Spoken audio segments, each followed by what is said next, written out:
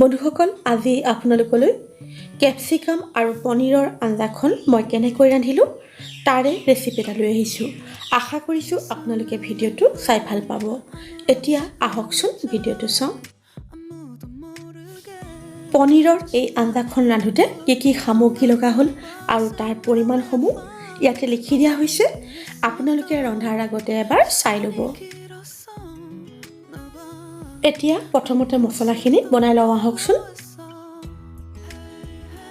কেৰাহীখন গৰম কৰা হৈছে আৰু তাতে শুকান জলকীয়া, ধনিয়া গুটি, বগা তিল আৰু শুকান নাৰিকলখিনি দি অলপ সময় ভাজিব লাগিব। প্ৰায় 2 মিনিটমান সময় ভজাৰ পিছত নাৰিকলৰ গুড়ি আৰু মছলাৰ এটা ধুনীয়া গোন্ধ ওলাবলৈ ধৰিব। তেতিয়াই গেছৰ জুই নুমুৱাই দিব লাগিব আৰু মছলাখিনি ঠাণ্ডা হ'বলৈ দিব লাগিব। বাদামখিনি শুকানে ভাজি বাকলিখিনি এৰুৱাই লোৱা হৈছে। এতিয়া মিক্সিৰ জাৰটোত বাদামখিনি দিয়া হৈছে। তাৰপিছত ভাজি লোৱা মছলাখিনি দিয়া হৈছে। মছলাখিনি মিক্সিত মিহিকৈ পিচি লোৱা হৈ গৈছে। এতিয়া বাতি এটাত মছলাখিনি উলিয়াই লোৱা হৈছে।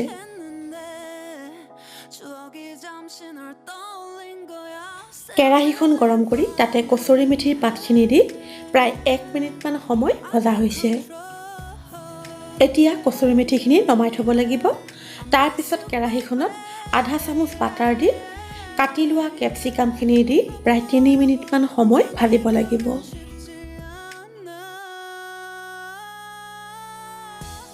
কেপচিকামখিনি প্ৰায় 3 মিনিটমান সময় ভজা হৈ গৈছে আৰু কেপচিকামৰ ৰংটো সামান্য ৰঙচুৱা হৈ পৰিছে। এতিয়া নমাই থ'ব লাগিব।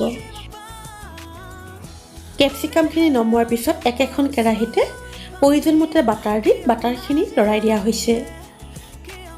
এতিয়া গোটা জিৰাখিনি দি লৰাই দিয়া হৈছে। তাৰপিছত কুটি ৰখা পিঁয়াজখিনি দি লৰাই দিয়া হৈছে।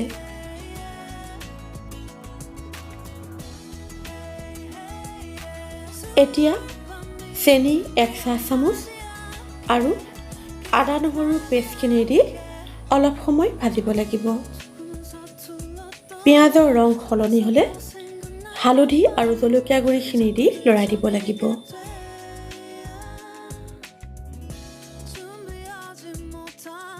এতিয়া বিলাহীৰ পেষ্টখিনি দি অলপ সময় ভাজিব লাগিব।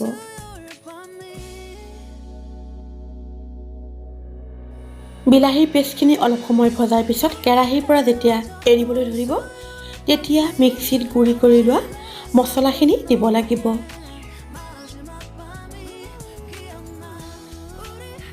বিলাহীৰ পেষ্টৰ লগত মছলাখিনি মিলি যোৱাকৈ লৰাই দিয়া হৈছে। এতিয়া প্ৰায় আধা কাপমান পানী তাতে ঢালিব লাগিব আৰু ভালদৰে লৰাই দিব লাগিব। অলপ সময় ভজাৰ পিছত মছলাৰ মিশ্ৰণটো লাহে লাহে ডাঠ হৈ পৰিব। এতিয়া মছলাৰ মিশ্ৰণটোত ভাজি থোৱা কেপচিকামখিনি দিব লাগিব। তাৰপিছত প্ৰয়োজনমতে নিমখ দি অলপ সময় ভাজিব লাগিব। প্ৰায় 3 মিনিটমান সময় ভাজিলে মছলাখিনি কেপচিকামৰ লগত বৰ ধুনীয়াকৈ মিলি যাব। এতিয়া প্ৰয়োজনমতে গৰম পানী ঢালিব লাগিব। তাৰপিছত ভালদৰে লৰাই দিব লাগিব।